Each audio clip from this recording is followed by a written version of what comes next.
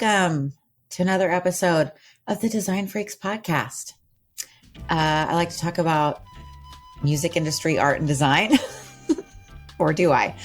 Record covers, posters, zines, etc., and the stories and people behind the graphics. That's what I do. My name's Clarita, and I am your host. I am a graphic designer, and I am here in Seattle, where it's, of course, cold and rainy. I am recording this for all future listeners, recording this in February 2023. So pretty miserable outside. So it's kind of nice to be cozy in here with you, talking to you. And thanks so much for listening and watching with your eyeballs, those of you who are watching the video. This is episode 58. I'm trying to edit less, so you're going to hear more mistakes. I'm sorry. Please bear with me. The video thing is new, and so it's more work, but it's more fun. So I'm trying to figure out happy medium. So thank you so much for allowing me to be human. Okay, this is episode 58 with my very special guest all the way from Canada, Toronto, Leesa Westwood. Beep, beep, beep. So, okay, Leesa does some really cool psychedelic artwork, some great design for posters and record covers for psych bands in Toronto and actually all over the world. So I think you're really going to love this interview. She's super cool, fun to talk to, and she introduced me to some awesome new bands. I don't know if they're new, but they're new to me. And we learn about how she got started, and I learned what a Juno Award is. I'm very embarrassed. I didn't already know that. I am sorry. I'm also sorry for saying sorry. But first, before the interview, thank you so much for listening. If you enjoyed the show, please share it with other vinyl and design freaks. Leave an iTunes review if it's nice, and subscribe. And you can find everything at designfreakspodcast.com. I am at _designfreaks podcast on Instagram. You'll find it. If you're listening audio only style, we do have a new YouTube, so you could head over there if that's what you're into. And it's Design Freaks Podcast on YouTube. It's in my link tree. It'll be in the show notes. Yada, yada, yada. And then you can also go to Ruinous Media on YouTube and check out all the other awesome shows that are coming out. Go to my website if you'd like to donate or buy merch. There's some pretty cute merch, I think, and I am going to upload some new stuff. I'm working on it. Please send money so I can get better lighting for my videos. Or a camera. I don't know what's wrong, but there's something wrong here. All the money that I make from donations and merch all goes back to just producing the show, because it does cost money every month to keep it running. And I want to say I have a bunch of mini episodes coming up, and these are called Design Freaks Covers a Cover. And it's basically just me giving you the scoop about one particular record cover, usually something very mainstream, very popular, an image we've all seen a million times, and just some like fun facts behind it. And these are supposed to be short, so I'm hoping to get these out on a more regular basis. It's a lot of fun, and there's visuals that go with it, again, on YouTube. And I also have some great interviews coming up, including I recently got to talk to Grammy Award winner Sasha Barr from Sub Pop Records, and many other projects around Seattle. But he was nominated for 2 Grammys for Father John Misty album packaging, and he won one for Pure Comedy. So that one is coming up probably in March. So stay tuned for that. Thank you for all your support and your patience while I get used to doing video and audio. And enjoy this episode with the amazing Leesa Westwood.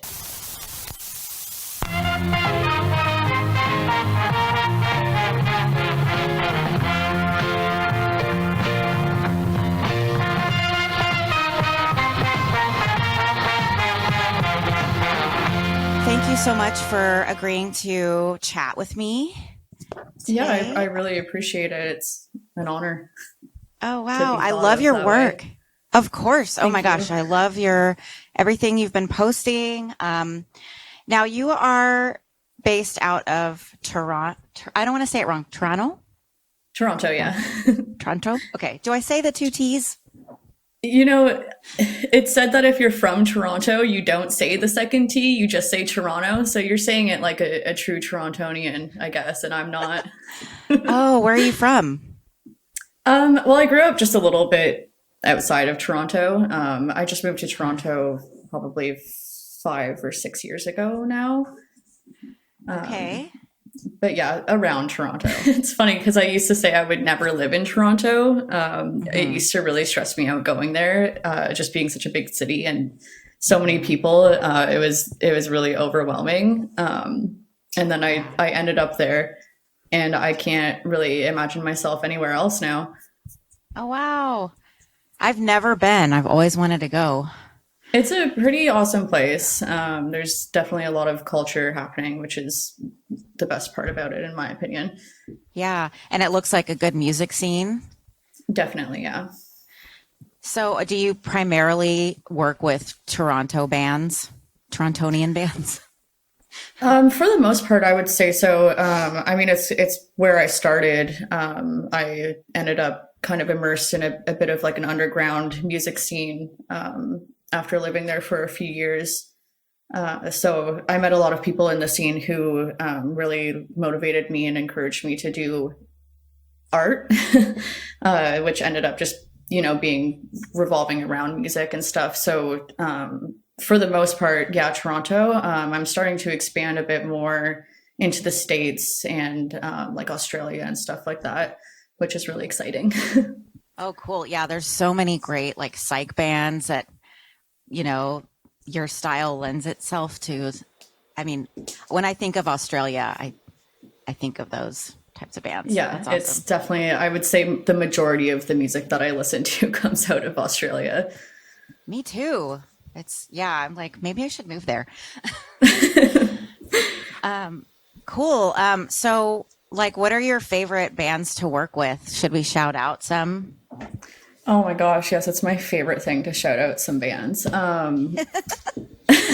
Honestly, the Toronto music scene it's so diverse, and there's so many talented people who really do deserve shout outs. Some of my favorite people and projects and people that I've done work for, Wine Lips, for starters. I think still to this date, they're the band I've done the most amount of work for. Cam from Wine Lips is actually my roommate, and he's one of the people who really pushed me into doing art and focusing on my art. So I'm really grateful for him and his support and that band in general.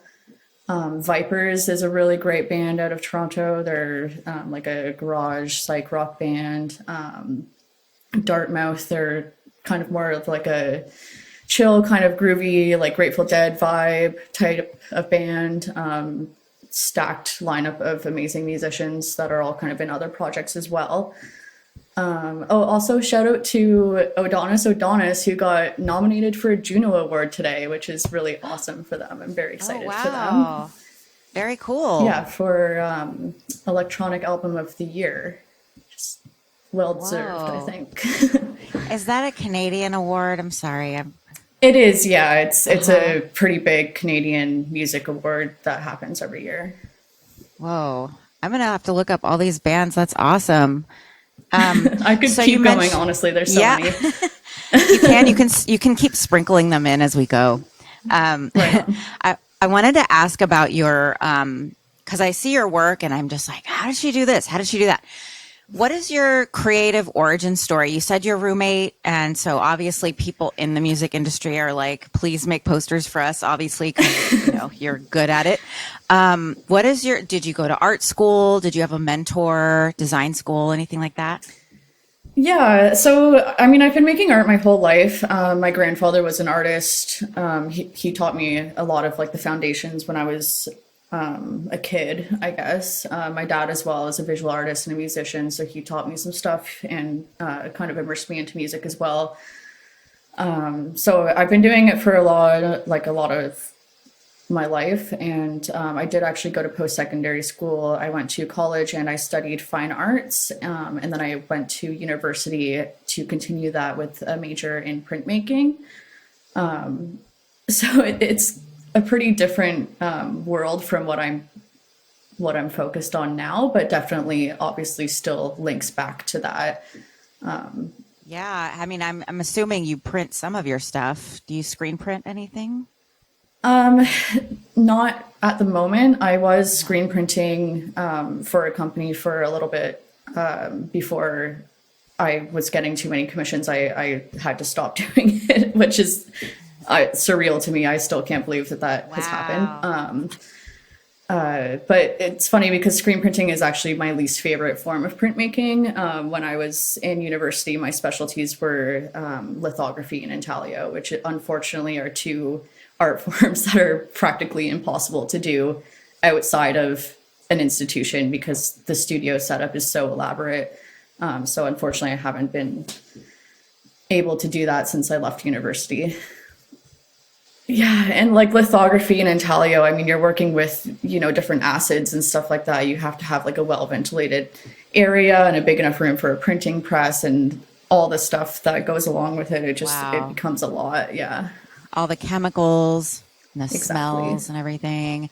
Yeah, because with screen printing, it's mostly just the water setup. You have to have a good, right? Yeah, water and plastisol. Yeah. So let's see. So you did kind of both things. You kind of taught yourself in a way, I'm guessing a little bit. I mean, nobody learns their style in school.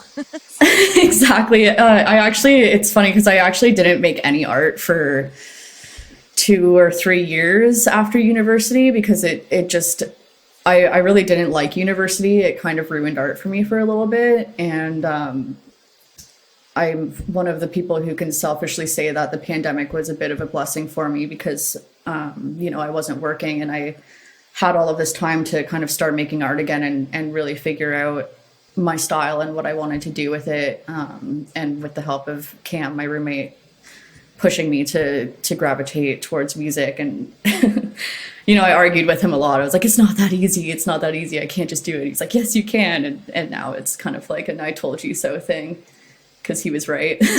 Say the support and encouragement of the Toronto music scene that I'm immersed in.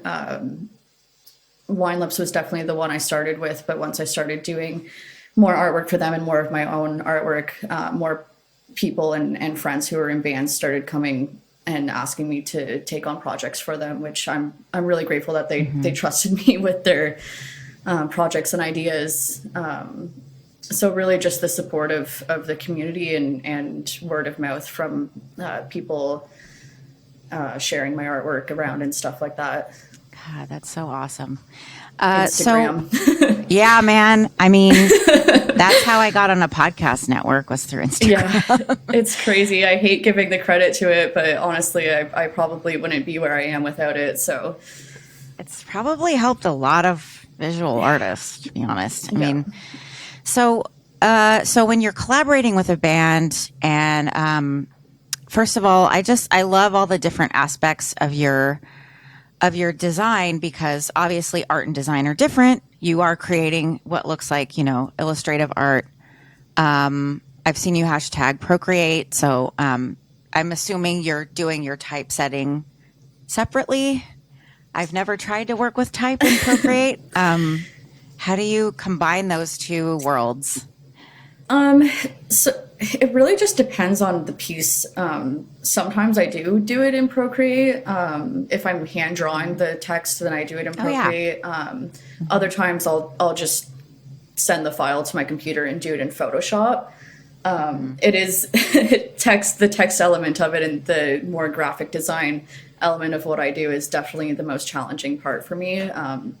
Coming from a fine arts background, it's not something that I really learned, and graphic design confuses the hell out of me. So I'm still really figuring that out and just kind of faking it until I make it, I guess. Well, at this point, you're doing a great job. You're doing great. Thank you. That's what it is, kind of. I mean, you understand the basics. I can tell, of I think composition. I'm figuring it out. There's definitely, text is still the hardest thing for me. I struggle with understanding fonts a lot, and the way like different fonts can be so representative of different things. And I do have like a couple of friends who are a little bit more design savvy than I am, and I'll often send posters to them and be like, does that font make sense to you? Wow. And just get like a second input if I'm like really second guessing myself. Yeah, it can make the biggest difference. It really can. But where do you source your fonts? This is one of the questions in my list, because these are just some awesome, like they look like kind of all a little bit, maybe older fonts from like the 70s. So some of them I hand draw myself. A lot of them I'll purchase from 1001fonts.com. And then I try not to leave them in their bare state. Like I do manipulate them a bit, but most of it is not. I can't take credit for designing it. It is usually purchased from somebody else. Yeah. Well, yeah, I don't design my own fonts either. I mean, it's a lot of work. It is. And I mean, yeah, manipulating them to incorporate with the art is, that's half the battle right there. Yeah. I'm looking at your posters right now. I just love the color palettes you use. It's all pretty much within the same universe. So you have like a recognizable kind of look. And then the spatial relationships of things, the illustrations themselves. I've talked to different designers, and everyone's process is so different. Do you have like a library of imagery? Do you draw everything per poster? How do you approach these? Everything is per poster. I definitely do not have a library. I wish I did. It depends on what it is. A lot of times I'll open my iPad and open Procreate, and I'll sit there and stare at the canvas for 30 minutes and then put it down and go out for a smoke and come back and really just be stuck in my own head about it. Or, I'll sketch like 10 different things, and every time I'm like, no, that doesn't work. And then other times I'll open my iPad and I'll sit down and it just comes out and it just makes sense and works somehow. Yeah. I do find like I'm most creative late at night, and a lot of times if I'm just like laying in bed or something, I'll just get an idea and it's like, okay, I have to write this down and remember it. Yeah. And then other times there are people and musicians and bands who actually have kind of the foundations of what they're looking for, which in a lot of cases is helpful. Sometimes it can be not very helpful. Yeah. In the way that, yeah, well, it's mostly, I say that, and what I mean is it's mostly just because when somebody has an idea of what they're looking for specifically, I fear that I'm not going to be able to execute that idea the way that they see it in their head.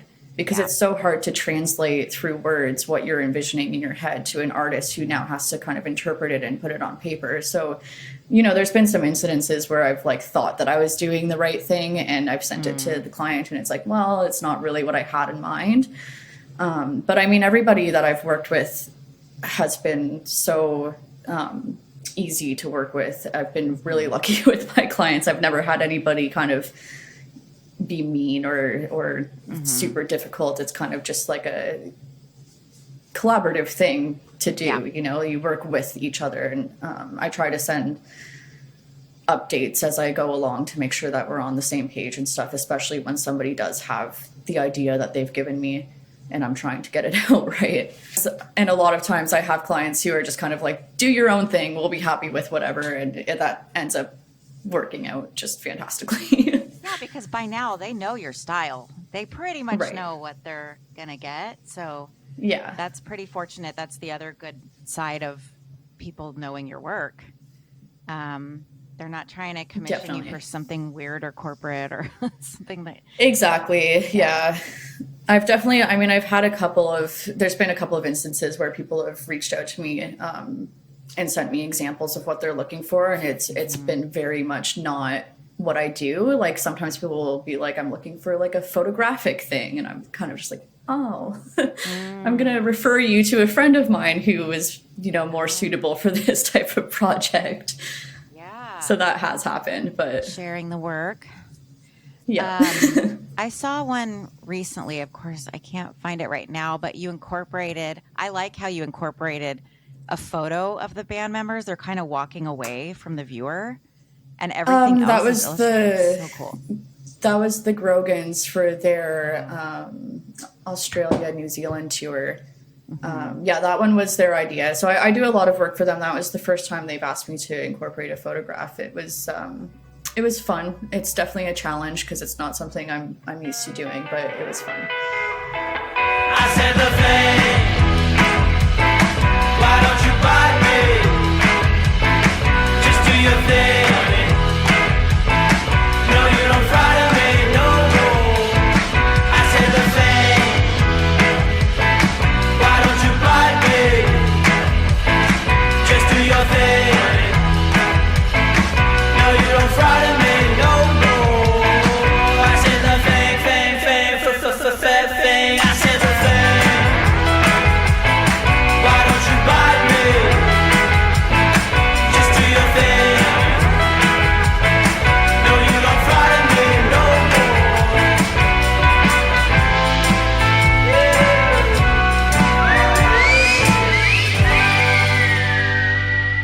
more. When you design, do you listen to the actual band? I do, yeah. I pretty much always will listen to the band before I even get into the design, usually like minutes before I start working on it. A lot of times if I'm doing like album art or cover art or whatever, I get them to send me either the album or a song off the album or even just lyrics, demos and stuff like that. I definitely feel like it helps me to determine what the vibe should be for the artwork. Because obviously you want it to match the music, right? Absolutely. Sorry. No, go ahead. Oh, I was just gonna say, typically when I'm drawing, I'll put on music and then just get so immersed into my work that Spotify or whatever just starts doing its own thing. Yeah, it's kind of a trance-like thing sometimes. Definitely. Yeah, I feel the same. I can't do anything without music, actually. I'm the same way, for sure. The silence is overwhelming. I think all artists and designers are like, I need something in my ears at all times. Right. Do you have any? Okay, wait. No, we already went over that. What do you struggle with the most? We kind of went over like you didn't really go through traditional typography training. So would you say that or definitely definitely typography. That's definitely what I struggle with the most out of anything, for sure. Hands down. There's nothing else that I can think of for that other than typography. Yeah. Well, you're doing well though. I mean, I don't know. I feel like I struggle with it. Yeah. And, I don't know. I struggle with being too influenced sometimes. Do you feel like there are artists that you just have to try not to rip off because you just love them so much? I've talked about this before, and whenever people ask me if there's like current artists that I'm influenced by, I mean, the answer is obviously yes. Because, I spend so much time on Instagram, especially like my art account. And, when you're just scrolling through, you see everything. And there's just so much out there to be consumed. And I find that if I start to fixate on a specific artist, then I do become very subconsciously influenced by them. And I have to kind of reflect on that and dial it back a bit. So I definitely try not to fixate on any artist specifically or take in too much at a time, if that makes sense. Yeah, it can be overwhelming too if you're constantly looking at all these different styles and your brain just freezes. Mine does. Exactly. Definitely, for sure. Okay, so I ask everybody, is well for you because you design so many posters. What's the first record cover or poster that you remember that had like an effect on you, where you were like struck by it? Um, so I don't, it's funny because I never really started paying attention to album covers until I was a bit older. But there are a couple that I've that have like struck a chord enough for me to kind of like research them in the past. Um, One of the first ones that I remember was Can't Buy a Thrill, Steely Dan. Oh my God, hypnosis. Yeah, that is one of mine too. Yeah, it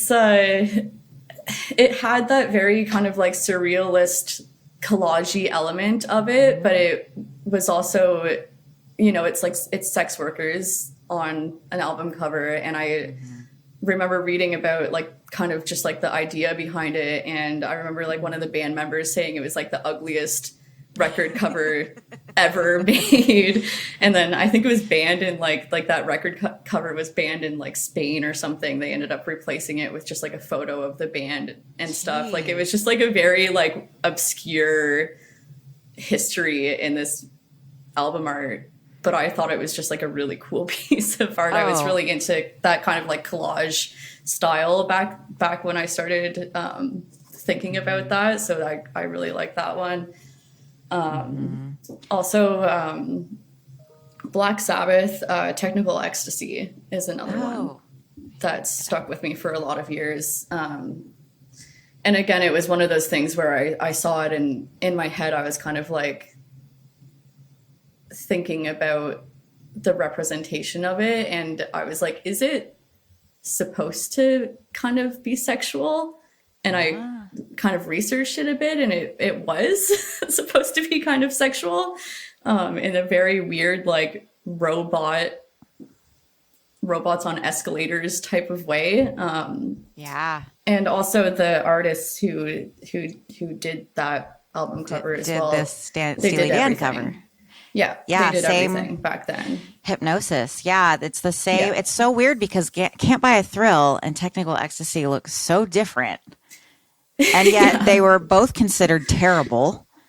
Yeah. They were both like hated by the fans of Black Sabbath and Steely Dan. And they look totally different, but it's the same people. It's so funny. Yeah. It's their realm of work that they did is so like diverse. Like they did a cover for like Olivia Newton-John that's just like a photograph of her face. Yeah. Like, those are the same people who did that, it's funny, but also really interesting. Yeah, I love their photography manipulation. I'm guessing Olivia Newton-John I'm guessing that was a good paycheck or something. Probably. But yeah, I think their other covers of theirs got banned places too, because they did do that kind of, they're pushing the sexual boundaries. One of them was that UFO cover called, I've talked about it in my Psychic TV episode because I didn't realize that was them in the bathtub. Bathroom. Googling UFO bathroom. Faucet. So it's a play on the word faucet. Right. And it looks maybe like a sexual assault is happening, but it's also this like manic collage of chrome bathroom fixtures. It's like very bizarre. Anyways. It is very bizarre. I just pulled it up too, and now I'm looking at it again, and it is very bizarre. It's very chaotic. And like a little discomforting. And that's Psychic TV, which I don't think anybody knew. So it's also gender fluidity involved as well. There's a lot going on. Anyway, yeah, Aubrey Powell and what are their names? And then Storm Thorgerson, who was just in the news recently for the Pink Floyd stuff. Did you see all the controversy about the Oh, I 50th didn't. anniversary. So the Dark Side of the Moon, it's the 50th anniversary. So they had, I mean, it's not my favorite design piece, I got to be honest, but they had Oh, I a think I did designer. see this. Yeah, so it's like a just a really simple like number 50 with the rainbow instead of as a Yeah. prism inside. And people got so upset about that. Yeah, It's like because they were promoting the LGBTQ. Like, I'm like, your age group was this there. You were there. How do you not is, remember yeah. this? Yeah. It's, I remember seeing that on Instagram, of course, and just laughing at the comments and Yeah, just the complete ignorance of people. so funny. But see, that's the power of album design. People have strong opinions, and maybe you should do something controversial. Maybe I should. Just really, get yourself in the spotlight. Bad publicity is still publicity, right? Let's see. What else was I going to ask you? Okay. I wanted to ask, by the way, those were great answers for the first covers. Love it. What are you working on now? Can you talk about it? Do you have anything exciting coming up? I mean, I've got a few things in the works. I don't know how much I can really talk about it. I'm in the middle of a project for a Toronto-based musician. Her project is called Silver Reeds. So we just finished up her record sleeve, which she's submitted to the pressing company, which is exciting. And now we're moving on to some single artwork. So it's a full kind of like matching package for her. I've got some posters. I mean, I've always kind of got posters going on. I'm also working with James from White Denim on some stuff that's not actually for White Denim, but for some other projects.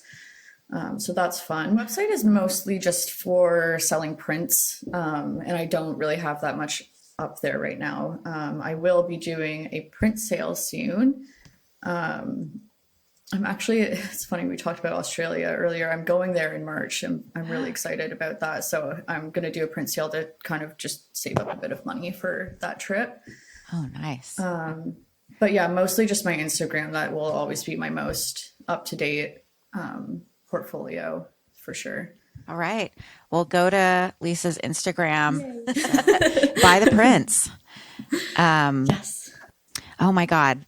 Side note, absolutely love this is like a sort of a departure from your other style, but the square design you did for Symptom Error with the lady with the latex mask, I love. Oh, thank you. Yeah, that one was so far out of my element. So the venue that they played at Drum Taverna, they're such a great Toronto venue. They're really rich in just cultural diversity and worldly music, and also very supportive of their artists. They book 3 to 4 acts every single night of the week. They're just like nonstop. So this band was kind of like a goth, like new wave kind of vibe, and I just wanted to try something different, and I just had no idea what I was doing. And that was one of the ones that I was sending to people being like, does this work? I don't really know. So did you place the spiders there or how did you? Yeah, so the photo was taken from the website that was selling that GIMP mask. So I stole it. Okay. I think legally, right? You can take it from the internet, right? You can take it, you can change it. It's fine. Yeah, so I manipulated the photo and then the spiders I drew on top of it. Oh, you drew those. Yeah. Oh, wow. It's so cool. I mean, if I you. would be like, I'm going if I lived there. Yeah, they're pretty cool. I unfortunately missed that gig, but yeah. Well done. You Thank know you. how to get people's attention visually, which is not easy to do. Yeah, I can't think of anything else besides maybe if you have something else you want people to know or an unpopular opinion. Unpopular opinion. Some Nickelback songs slap. Oh, that they do slap. Okay.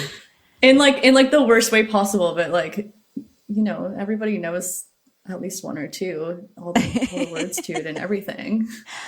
Is it like, somebody? You're singing that when it comes on the radio. I don't know if I could detect it, but if you were like, "This is Nickelback," I'd be like, "Oh yeah." Yeah, they're honestly, all their songs sound the same. You would hear one and be like, "Oh yeah, it's Nickelback." Why not? There's worse things now. That became such a joke. Like, I don't know, 5-10 years ago. I feel like society's come up with worse things now. Definitely. I feel like it is mostly just a joke. I mean, yeah, not everybody can hate Nickelback that much. I feel kind of bad for them. Yeah, I wonder what they think about it. I know, right? I mean, they're probably rolling in money. They're probably whatever. Yeah. I just also, I love the Wine Lips with the Tenenbaums poster, and I love your use of repetition. I wanted to say you do that sometimes where you put a figure side by side. That's the one with like the X-ray. Yeah, the X-ray vision goggles. Yeah, and the hand. Sorry, I've done so many things for Wine Lips. I forget sometimes. Yeah. Yeah, that one was fun. That one was the idea for it was all Cam. I can't take credit for that full idea. Oh, very cool. Well, say hi to Cam. I feel like we've talked about Cam a lot. Will do. I know he's a big part of my life. Cool. Well, yeah. If you're ever in Seattle, hit me up. And good luck with all your work. And going to Australia. Thank you so much. I really appreciate it. It was really nice talking to you. By the way, I love your self-portrait. Oh, thank you. That you did. That was a late night can't sleep type of thing. I love it. Okay, well, thank you again for joining me, and have fun. Thank you. It was a pleasure. Yay. All right. Bye. Have a good day. Have a good night. Bye. Never